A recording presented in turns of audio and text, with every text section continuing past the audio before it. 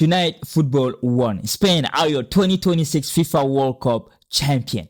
They beat Argentina 1-0, probably sending Lionel Messi into retirement. And unless if you're an Argentinian fan, I think most part of the world are happy with this result.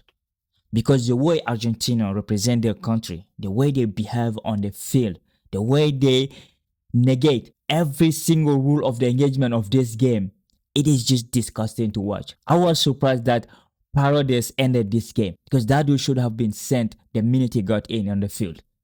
He was doing for left and right. We're going to talk about Enzo Fernandez red card. We're going to talk about the achievement of Lamine Yamal at only 19 years old and 6 days, almost completing the game. He already have a Euro, a Nation League, 3 La Liga, Copa del Rey, and now he won a World Cup at just 19 years old. The future is bright for the Spanish national team. And we're going to talk about the best player of the tournament, Rodri, the best young player, Kobel, the Golden Boot, Kylian Mbappé, and of course, we're going to talk about Lionel Messi if this probably not his final game for the Argentinian national team. Ladies and gentlemen, this is your 2026 FIFA World Cup final match review. Welcome back to another video. Welcome to the world of soccer. If you're not allowed to subscribe, make sure to subscribe, like, and share this with your friend. Without wasting any time, we're gonna jump and dive into this game because we had a final. This is a final. What is supposed to be the best two teams that remained in the competition: Argentina,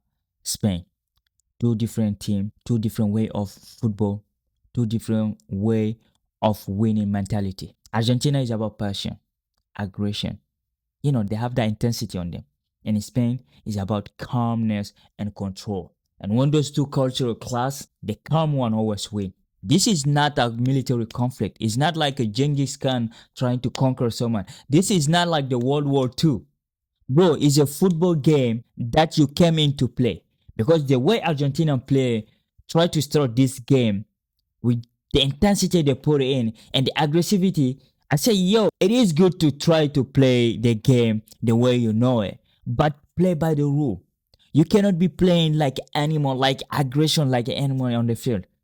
Because it was disgusting to see them play. I mean, Argentina played 117 minutes without a single shot. The first shot come from when they conceded the goal. And Spain did everything. They had more than 800 passes during the game. I mean, Lamine Yamal didn't have a huge influence because he didn't score, he didn't assist. In this World Cup, he didn't do anything really. He was just a team player. I think even Alex Baena may have a more influence because Alex Baena scored, right? But overall, watching the lineup, when I saw it, I said, okay, Argentina is playing 4-4-2, flat 4-4-2. And I said, okay, this game gonna be a street fight. Because when you say Montiel, Cristiano Romeo, Martinez, and Tagliafico, that is a player that you see them, you know the engagement will be there. They won't be backing from a fight. And the midfield was the same thing. Enzo Fernandez and McAllister playing the double pivot, and you have a Depot and Gonzalez bringing some technicity on the middle and like attacking with Messi and Julian Alvarez. That was the play. But the way they approached the game, it was like, okay, the only way it would succeed if the Spanish got scared. You know, they lost their control.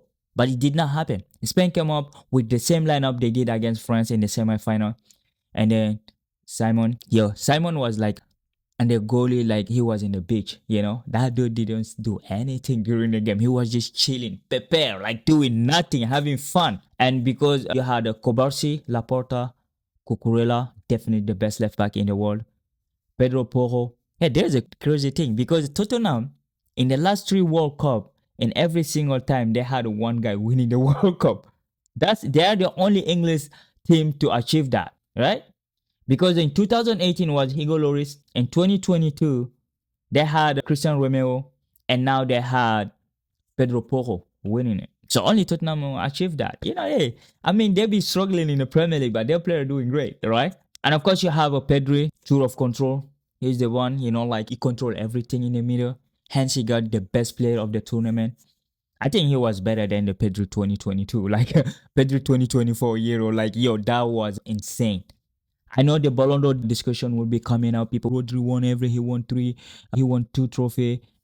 the Carabao Cup, the FA Cup, and then the World Cup. But that dude did not play a lot of game with City. So like, please don't put him in that discussion. He won. He was the best player of the tournament, which was 8 games. So like, don't put down nonsense there.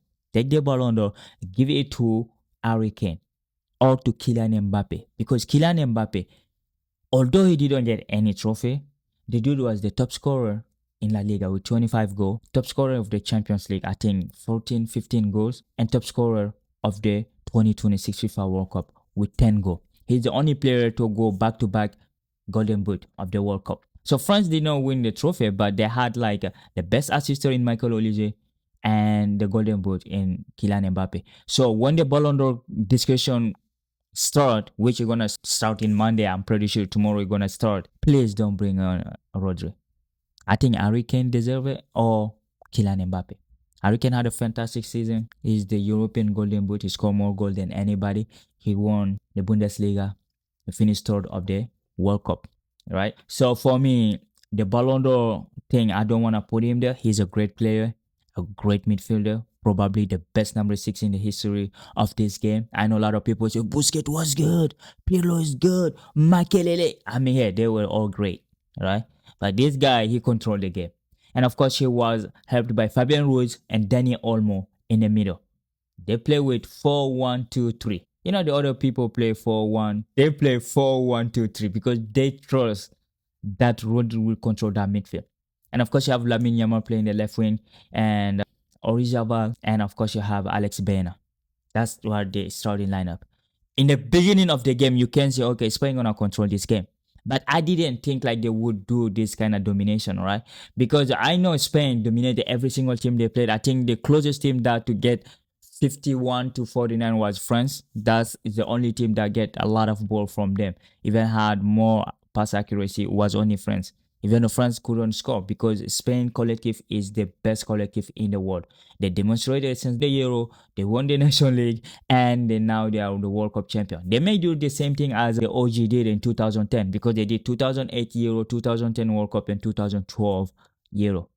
Maybe they can do the same because today all the 2010 players were on the pitch. Sergio Ramos, the one who brought the World Cup, and you have Iker Casillas and all those players, they were there. David Villa, David Silva, they were all there. Iniesta, Xavi, everyone was there. So like they will be going as the favorite for the 2028 Euro. We're gonna see what's gonna happen. But overall, like I said, it's a 20 shot to 3. Argentina 3 shot come after they concede the goals, which means 118 minutes. That's when they had the free shot. 0 on target, by the way, 0. And the position was like 68 to 32, which Spain had 11 shot on target. You have to respect Argentinian goalie, right? Because he's a great goalie. Martinez is good. He's good. Like he saved them in 2022. I think that was the best save of the history of this competition when he stopped Colomani from scoring the 4th goal for France. And today he did everything, but it wasn't enough because collectively they couldn't connect like 2 or 3 passes together. And the first half was same thing. Spain was dominating. They're confident on the ball. They know what they're doing, and they were doing everything in perfection. Just the goal wasn't coming, because they don't have a pure number 9.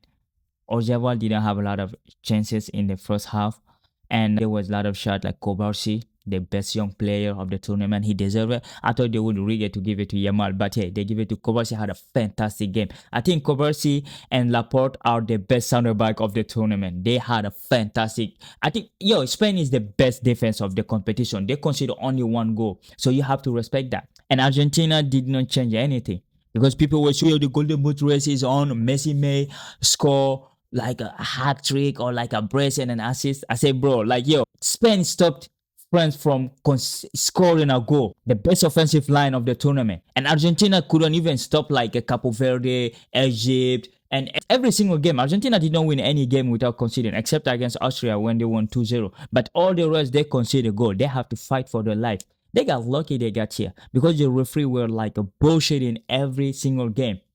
Romeo shouldn't be playing here. Martinez shouldn't be playing here. Even though he got injured today, Martinez, he got injured. I think Manchester United gonna miss him for the next 4-5 months because that dude is like that. He played really good and then now he's injured, right? And overall, defensively, they were disciplined. Like okay, we can have the ball, so we're gonna just, we're gonna just defend. Lionel Messi was walking around like, they do, That's the difference between Messi and Ronaldo. Messi, if his team doesn't dominate the game, he can do shit. He's useless, bro. That dude is being walking around. He didn't do anything. Today he tried to snitch. Cucurella did like this, trying to say something, and then he was called. Hey, he covered his mouth because Fernandez was sent out. He got a red card, and so he wanted like Cucurella to be sent off. The referee didn't do anything. For me, overall, I would say the referee was all right, but Argentina could have gotten a red card way earlier because like Paredes, after he got the first yellow card, he was doing foul after foul, which deserved a yellow card. To be honest, some of them deserve yellow card, bro, but he did not. And at the end of the game, we saw how animalistic he was trying to attack like a kid, like Gavi, bro. Gavi. I know Gavi fight a lot, but why would you push him? Like, you're like 30, the dude is like 19. Why you try to fight babies, right? But overall, like I said, Messi didn't have any impact because Argentina didn't have the ball. They couldn't connect 2 or 3 passes. Even though when they conceded, they tried to, fight a little bit, but they were 10 men against 11, against an Spanish team that when they get the ball, they were making them run. Like, say, left, right, center. And of course, there were a lot of substitution. At some point, I was scared. I said, why would you take Laporta out for Eric Garcia? I mean, Eric Garcia is a fantastic player. He won the Saudi Pro League with Cristiano Ronaldo this year. And of course, you have Mikel Merino, the same substitute for Orzabal. And you have Ferran Torres coming in for Alex Benatin.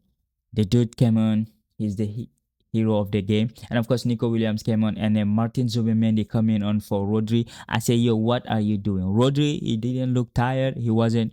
The dude was playing all right, But Zubimendi coming in for him. And Pedro actually had a great impact on the game. When he came on for Fabian Ruiz, he was the one pushing the ball inside. When he came on, you just saw the change in the game.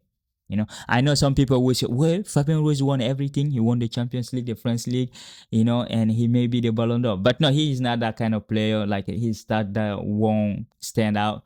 Even though I think Spanish would have to choose one of their players to push for the Ballon d'Or, but we don't know who they're gonna push. I don't know if PSG is gonna back him or Dembele for the Ballon d'Or. We will see. But hey, Nico Williams came in. He's the one who did the assist. A beautiful crossing from Pedro Porro, and then he have to just give it back on the 18-yard. He headed back there, and then of course Ferran Torres was there to score the goal. I think the goal come at the second half of the extra time, 106 minutes. So like Argentina had to play more at that point. I mean, like Nico Williams didn't have a 90-minute in him, but the 30-minute he got in, he gave that. He gave everything. Alex Baena did a really good competition. The dude wasn't even playing at Atletico, but hey, at Spain, it's a collective team. The coach liked him and he brought him with them. And overall, you just say, okay, the best team won it.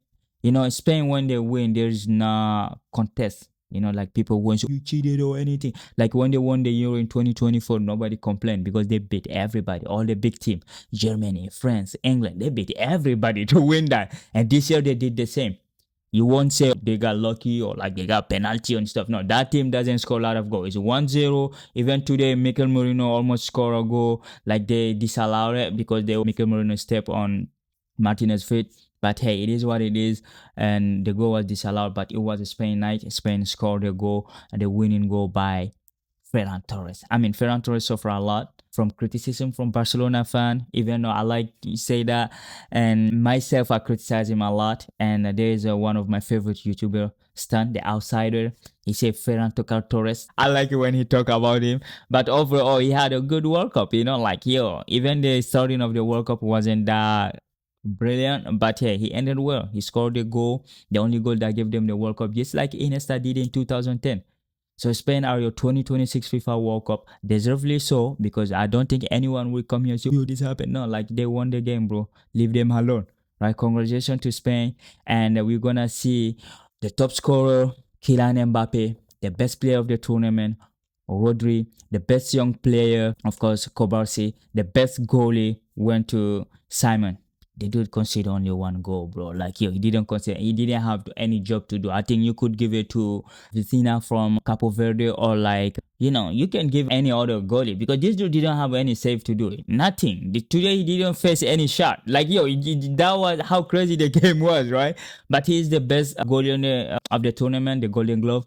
So congratulations to him. Congratulations to Spain for winning their second World Cup. They played only two final, and they all was in the 21st century, and they won both of them. And we're gonna see this team is scary because Lamine Yamal is only 19, and this team they're all young. We're gonna see what's gonna happen. So, ladies and gentlemen, let me know below what you think about this analysis, and if you like it, make sure to subscribe and like and share this with your friend. So hey, I know it's hard for you to watch all like 15 or 16 minutes, but hey, if you're still here, I salute you. Thank you very much for staying this long.